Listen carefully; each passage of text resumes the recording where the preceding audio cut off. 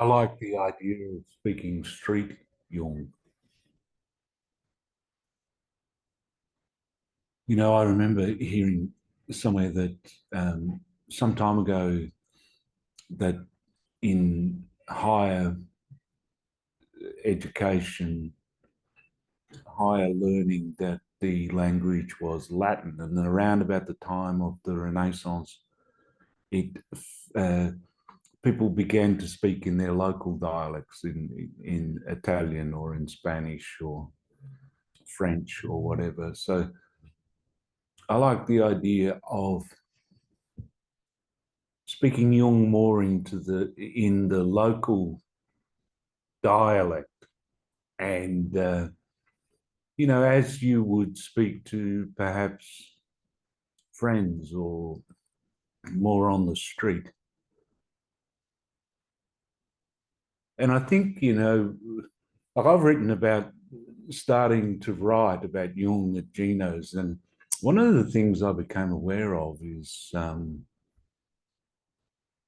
one of the hindrances in writing was the kind of formal style that one learns at university. Like it has to be done this way, and that there's a methodology, and it's kind of like it seems to me that one of the things is to break through that, um, or for me at least, to break through that training in a formal style. And the other thing is that it's like coming down from the tower, isn't it? Like sometimes the academic or the scholarly or the formal style can be um, it can get dry. Like Hillman says that psychology was named after psyche, and the psyche looks towards psychology to be nourished. And I can remember, when I first started doing psychology at uni, we spent an inordinate amount of time doing statistics, rats and stats, they used to call it. And then, uh, the text, some of the textbooks, some of the formal textbooks, again, going back to Hillman, he said, why, something along the lines, why can't we read these books? It's like the soul that's looking for nourishment uh, gets disgusted or insulted, because the psyche, the soul, is looking for nourishment in psychology. And I just want to say something about Jung, is that um, the part of Jung I like best. Well, firstly, there's a story. It is a story that I read in Michael Cornwell, and he was talking about when the 22-year-old John Weir Perry first met Jung. And Jung had traveled to the US. I think he was about to speak at Harvard, and John Weir Perry had gone to pick him up. And when he first met Jung, he was amazed that the reserved Germanic style scholar physician he had expected to meet was instead loud, boisterous, and earthy, and a very physical, powerful man. So I think the thing, that this side of Jung, I'm also interested in that side of Jung, that kind of loud, boisterous, earthy Jung. Uh,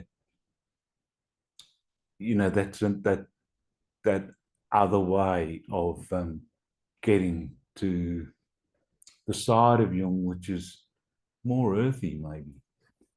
And I want to just, you know, maybe draw attention to some of the things, to me, this is kind of Jung at his best, because, we well, in psychology, there's also that often that theoretical language, that conceptual language. In fact, before I go to Jung, I want to read something from Eric Newman. And I like Eric Newman, like his book, Art and the Creative Unconscious, is like there's so much good stuff in there, you know?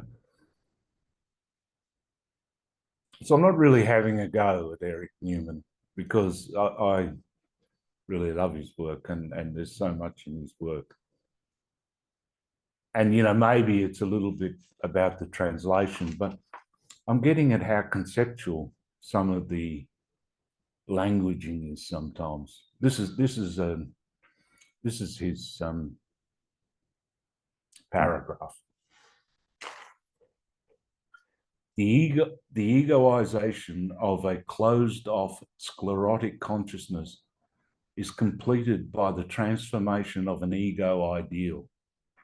In contradistinction to the self, the center of the real and living totality, i.e., the totality that is transformed and brings transformation, the ego ideal, is a function of an artificial product of reaction. It arises in part through the pressure of the collective unconscious, the tradition-bound superego. You know, and it goes on, like, you know, like I really think there's something in there. Like that's saying something important, but that is highly conceptual language. And, you know, sometimes I thought it's like, you know, when you go to the doctor and they, well, what do they say when, like bedside manner or something like that, you can go to one doctor and he starts kind of speaking in Latin to you, you know, and, uh, and then you go, oh, you know, like the medication, you know, that you have to take, and then you go, then you find out, you know, he wants you to take an aspirin or something like that, and then you know the condition. He starts speaking, and then you know you think, well, why didn't he just tell me that I had a broken leg or something like that? But you know, meaning some doctors, uh, uh, there's like there's not only the formal style and the conceptual style and the theoretical style, but there's medicalese and jargonese and all of that. Whereas, you know, sometimes when you come across that doctor that you really like, um, you know, they have the theory, but they know how to put it in the right way. And I want to get to Jung as I like Jung. Well, this is one of the ways I like Jung. He seems to have a way of nailing something. Um, with images, one-liners. People walk in shoes that are too small for them. Neurosis is when one hand doesn't know what the other hand is doing.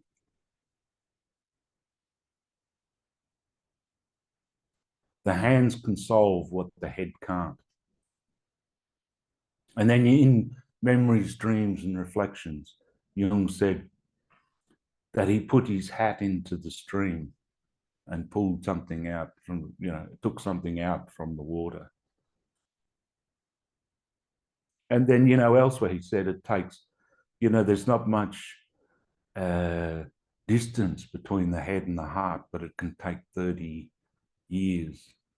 So Jung, you know, when you read some of his books, it can be harder to read because he jumps around the place between, you know, centuries and he jumps from the present, you know, back to Gerald Dawn, the alchemist, and then somewhere else. But then he's got these kind of simple images that he comes out with, so many of them that really just kind of hit home.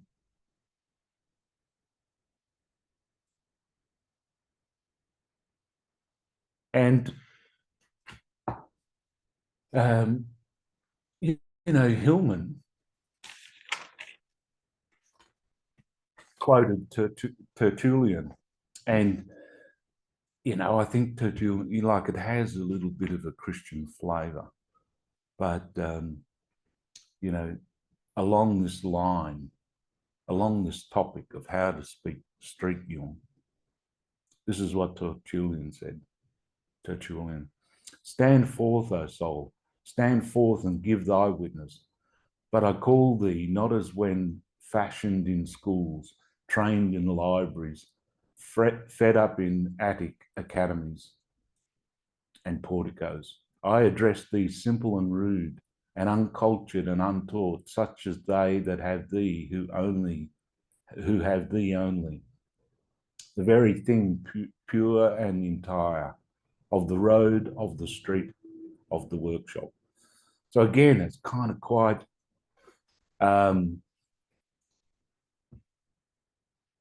quite a Christian flavour there, but I think that point, you know, of the street, of the workshop, of the road, there's something in all of that. And Hillman goes on to say, Hillman talks about, this is one of the things that I find interesting in the myth of analysis. It's basically 3 essays. So Hillman takes up 3 topics. And it's a wonderful book, by the way.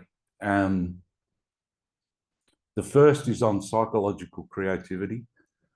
The second is on psychological language. And the third is on psychological femininity. On the language, on psychological language, Hillman is working towards this, you know, the speech of the soul. So what nourishes the soul? What brings the soul forth? What engenders the soul? What kind of speech engenders the soul? And he goes into many different things there, because he talks about, you know, how psychology, perhaps in the identification of certain neuroses and the languaging, you know,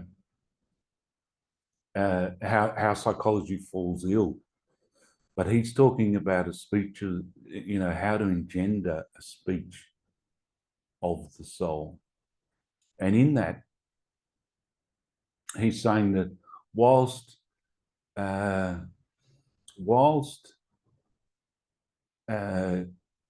you know, along Tertullian's line, it may be, you know, not fashioned in schools, you know, simple speech. But he's saying it's fashioned in myth, you know, that the soul needs to be, in a way, schooled in myth in order to be able to nourish itself. And I think Hillman also talks about the poetic basis of mind. So one thing I personally like about Hillman is, you know, I think he's that psychologist that's got that kind of poetic heart. Like he's the one that loves literature, loves the poetic. And for Hillman, you know, one of the main things is how the soul thinks in images, and how to think with a poetic basis of mind. So in a way, you know, like, in summary, for me, it's like to move away from the theoretical or the formal, but not to move away from the poetic or the mythic. And that's maybe where the richness comes from. And I also sometimes think of Rumi, who said, you know, there are thousands of ways to speak, with the heart, and to kneel down and to kiss the ground. And I sometimes think of Lorca, who said that the duende comes up through the feet. Like Lorca said, his first memories had the taste of the earth. Like there's the earth in Lorca, and um, I think like that earthy. Like if you think of the tower, if you think of being up in the lofty tower, perhaps it's a little elitist as well, up in the tower. And if you think of King Pentheus up in the tower, that he was, King Pentheus was kind of destroyed by the Maenads, because he wouldn't recognize Dionysus. He wouldn't recognize the earth, the body, the lower, and that maybe there's something in all of that, like how to bring more of the earth, more of the body, more of nature into our language.